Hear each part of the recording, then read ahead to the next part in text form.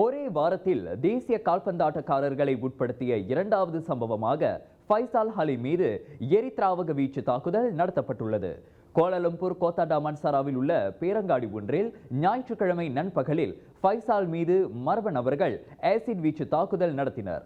ஆசிய கிண்ண காற்பந்து போட்டியில் மிக அழகான கோல் அடித்ததற்கான விருதை வென்றவரான ஃபைசாலுக்கு அதில் இரண்டாம் கட்ட தீப்புண்காயம் ஏற்பட்டிருப்பதை மருத்துவர்கள் உறுதிப்படுத்தினர். ஆசிட் பட்டு தோல் வெந்து போனதில் உரிய சிகிச்சை வழங்கப்பட்டு ஃபைசாலின் உடல்நிலை சீராக இருப்பதாக தெரிவிக்கப்பட்டது. இவ்வேளையில் ஃபைசால் மீதான அத்தாக்குதல் குறித்து அதிர்ச்சி தெரிவித்த இளைஞர் விளையாட்டுத்துறை அமைச்சர் ஹனாயு தாக்குதல் நடத்தியவர்களை போலீஸ் விரைந்து பிடிக்க வேண்டும் என கேட்டுக்கொண்டார். விளையாட்டில் வன்முறை கூடாது என்றும் அவர் வலியுறுத்தினார். ஹரிமா மலாயா அணியில் ஃபைசாலின் சகாவான அக்யா ரஷீத் கடந்த வியாழக்கிழமை குவாலத்ரங்கானுவில் கொள்ளையிடப்பட்டது குறிப்பிடத்தக்கது. காரில் இருந்து இறங்கிய வேகத்தில் அவரை மர்ம நபர் லட்டியால் தலையிலும் உடம்பிலும் தாக்கினார். அக்யாரின் பணப்பை மற்றும் கைபேசியை எடுத்துக்கொண்டு சந்தேக நபர் தப்பியோடினார்.